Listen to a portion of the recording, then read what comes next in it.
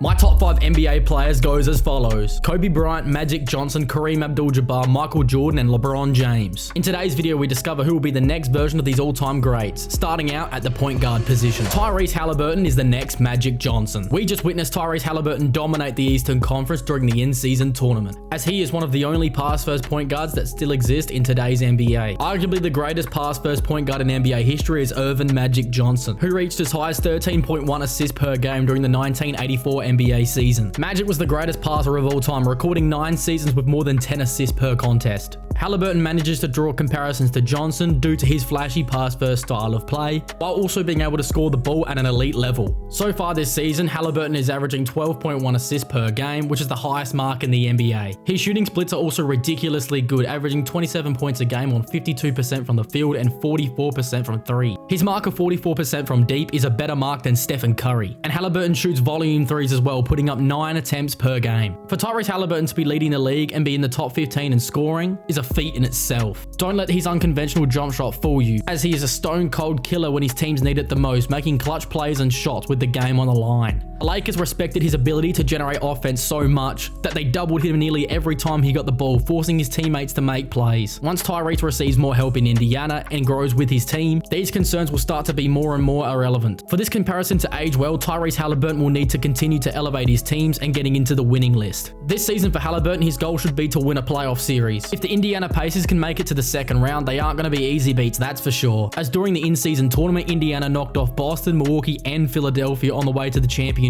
game. It's fair to say that the Pacers have a guy with limitless potential who could put Indiana on the map. Anthony Edwards is the next Michael Jordan. Drafted with the first overall pick by the Minnesota Timberwolves back in 2020, Anthony Edwards had major hype surrounding him coming into the league. Edwards can shoot the ball anywhere on the floor, connecting on 37% of his 3-point shots, while being a solid free throw shooter, making 87% from the line. The greatest two-guard in NBA history was Michael Jordan, who was an elite scorer and determined to win at all costs. The Minnesota Timberwolves so far this season are the number 1 seed in the Western Conference, as they boast the league's best defense. With Edwards as the number 1 option running the offense, they have looked much better on that side of the floor as well. So far this season, Edwards has averaged 26.7 points, 6 rebounds, 5.1 assists, shooting at 46% from the field. Every season, his mid-range jump shooting has been better. Last season, he shot 37% in the mid-range, but so far this season, those numbers have rocketed up to 44% from inside the arc. The shooting performance he has put on so far this season has propelled himself into the conversation of the best mid-range shooters in the NBA today. Michael Jordan was one of, if not the greatest mid-range shooter that the game has ever seen. However, the statistics will tell you that the mid-range jump shot is the worst shot in basketball. But if Michael Jordan and Anthony Edwards can shoot them at a lethal percentage, there's no way in a blue fit that you're going to tell them to stop shooting them. Edwards, like Jordan, has proven to be a playoff riser, as in last season's playoffs in the first round against the Denver Nuggets, he put up 31 points, 5 rebounds, 5 assists, adding 2 steals and 2 blocks, while shooting an effective 48% from the field. With this consistent offense and all-time great team defense, it makes it easy to understand why the Timberwolves are so good. Although his stats haven't reached the ridiculous heights of Jordan's, as Jordan put up 37 points with 3 steals, shooting a widely impressive 53% in only his 3rd season in the league. Despite this, Ant-Man still reminds us of a young Michael Jordan, due to his shot selection and leaping ability. Luka Doncic is the next LeBron James. The comparison may be a shock for some, but hear me out. When you compare Luka and LeBron's averages side by side, it becomes more and more obvious why this comparison was drawn. If we take a look at the career averages, we notice some key similarities. First being the high scoring numbers, both averaging 27 points a game, while when it comes to rebounds and assists, it's actually Luka who averages more. If these stats alone don't prove to you why Luka Doncic could be an all-time great in the league, nothing will. His rebounding numbers as a guard are astounding while being unselfish with the ball, which is also a key trait that he shares with LeBron. Luka has hit the ground running in the NBA, similar to how LeBron did, as in his rookie season, LeBron averaged 20 points a game, while Luka put up 21 points a game in his rookie campaign. During the postseason, Luka has been on another level, as in the 2021 playoffs, Luka put up 35 points a game on an effective field goal percentage of 54%. These numbers are elite, as Luka managed to push the Clippers to a 7th game. However, he would fall short. To get onto the level of LeBron James, Luka's going to have to push his team to some winning. LeBron James led his Cavaliers to the 2007 NBA Finals with little to no help, as he averaged 25, 8, and 8 with 1.7 steals on an effective field goal percentage of 44%. Unfortunately for LeBron, the Cavaliers faced off against the dynastic San Antonio Spurs with Tim Duncan and crew, as they sent the Cavaliers home in a 4-game sweep. Look for Luka to lead his team to the NBA Finals in the coming seasons, as if he can do so, he'll be well on his way to ending his career as a top 10 player all time.